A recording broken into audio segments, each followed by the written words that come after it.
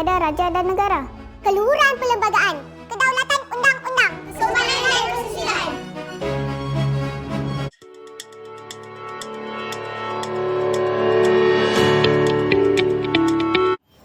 Tahukah anda bahawa rukun negara telah diperkenalkan berikutan berlaku peristiwa rusuhan kaum pada 13 Mei 1969. Peristiwa ini juga telah melemahkan perpaduan kaum di Malaysia. Tujuan utama rukun negara yang dibentuk pada 31 Ogos 1970 adalah untuk membentuk perpaduan yang kokoh demi keharmonian keamanan negara Malaysia. Seperti yang diketahui, Malaysia mengamalkan sistem demokrasi berparlimen dan raja berperlembagaan. Perkara 32 Perlembagaan Persekutuan dengan jelas menyebut bahawa Yang di-Pertuan Agong merupakan ketua negara. Oleh itu, setiap warga negara hendaklah menumpukan sepenuh taat, setia, jujur, ikhlas kepada Duli Yang Maha Mulia Seri Paduka Baginda Yang di-Pertuan Agong. Konsep yang digunakan pakai ialah konsep negara bangsa, iaitu nation state. Nation state di Malaysia memiliki unsur sejarah tersendiri yang diserap melalui sistem beraja atau sistem monarki. Oleh yang demikian, di negara Malaysia ini, kita mengamalkan sistem demokrasi berparlimen dan raja perlembagaan. Ini adalah sejajar dengan perintah agama Islam yang menuntut rakyat untuk mentaati pemerintah dan taat dan setia kepada ketua negara. Golongan-golongan yang dimaksudkan tersebut adalah Yang di-Pertuan Agong dan raja-raja, para pemerintah atau pemimpin di negara ini. Ini menjadi satu kewajipan kepada rakyat di Malaysia untuk mentaati ketua negara dan pemerintah-pemerintahnya. Sehubungan dengan itu, sumpah setia kepada raja dan negara menjadi nilai dalam masyarakat dalam negara ini. Prinsip kesetiaan kepada raja dan negara berpaksi dalam Malaysia, iaitu salah satu negara yang berpegangkan institusi raja. Ini juga membawa maksud seorang rakyat harus memberi taat setia sepenuhnya kepada raja. Kesetiaan kepada raja mempunyai makna yang luas, iaitu meliputi 1. Taat pada semua perintah raja. 2. Taat pada peraturan yang disahkan raja. Dan 3. Taat pada pembesar yang dilantik oleh raja. Yang pertama, hidup dengan aman dan damai. Yang kedua, jaminan kesejahteraan dan keselamatan negara. Dan seterusnya, negara terpelihara dari ancaman sama ada daripada dalam ataupun daripada luar. Timbul perasaan tidak puas hati dari kalangan bangsa lain. Penghayatan tidak akan tercapai sepenuhnya. Falsafah ini akan dipandang remeh jika isu melibatkan antara kaum dicabar oleh pihak yang tidak bersetuju.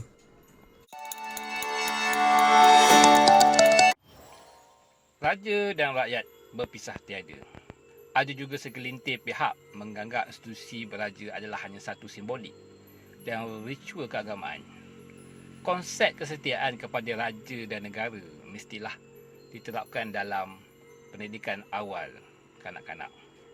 Peranan Yang di-Pertuan Agong adalah sebagai ketua negara, ketua negeri dan ketua agama Islam.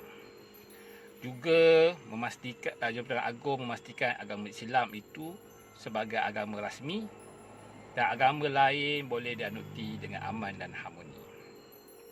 Undi rahsia di antara 9 institusi beraja di negeri Melayu bagi tujuan sistem giliran dalam menjawat jawatan Yang-di-Pertuan Agong.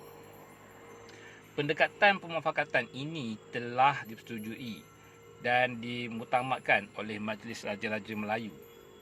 Yang di-Pertuan Agong juga berperanan sebagai ketua utama persekutuan dalam 3 institusi kerajaan, iaitu sebagai ketua eksekutif, ketua perundangan dan ketua kehakiman.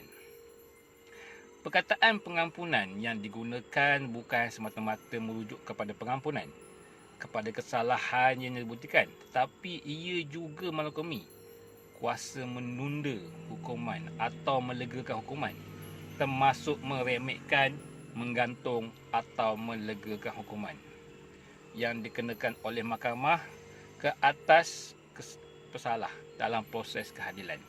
Terdapat juga sesetengah pihak menghantar petisi pengampunan bagi mengheret dalam kemeluk peribadi mereka.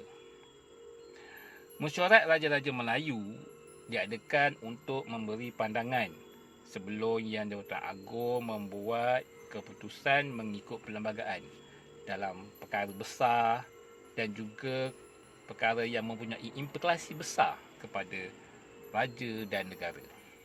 Ada juga yang mencabar keputusan Yang Jabatan Agung, tetapi yang kuasa keputusan Yang Jabatan Agung tidak boleh dipertikaikan di mana-mana mahkamah kerana Yang Jabatan Agung mempunyai hak prerogatif. Ketikan boleh dibuat, tetapi haruslah mengikut adab, tertib, bahasa kesopanan bagi tidak mengguris atau mencetus konflik. Contohnya, menconteng duit. Contoh duit yang ada di Jabatan Agung. Mempersedakan titah. Memperlekehkan. Perkara ini perlu dibanteras. Kita hendaklah menghargai setiap usaha yang telah diusahakan bersusah payah membangunkan negara.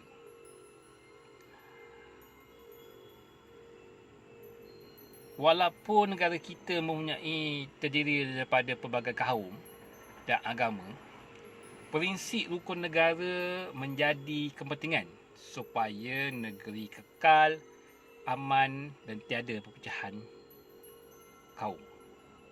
Kesetiaan adalah satu semangat yang boleh menyatu padukan rakyat. Sabda Nabi Muhammad SAW, sesiapa taat kepada pemimpin, maka dia telah taat kepadaku.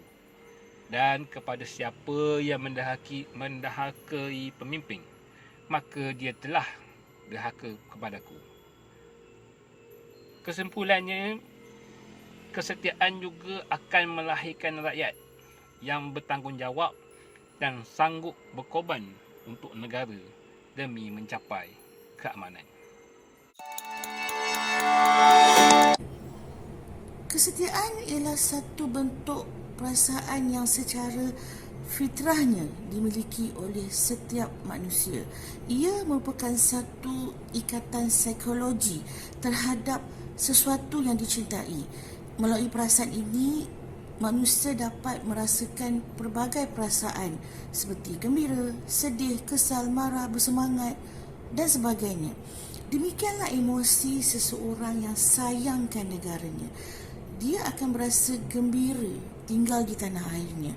Perasaan dan cinta inilah yang menerbitkan rasa ingin berkorban, melindungi dan mempertahankan sesuatu yang disayangi dan dicintai itu.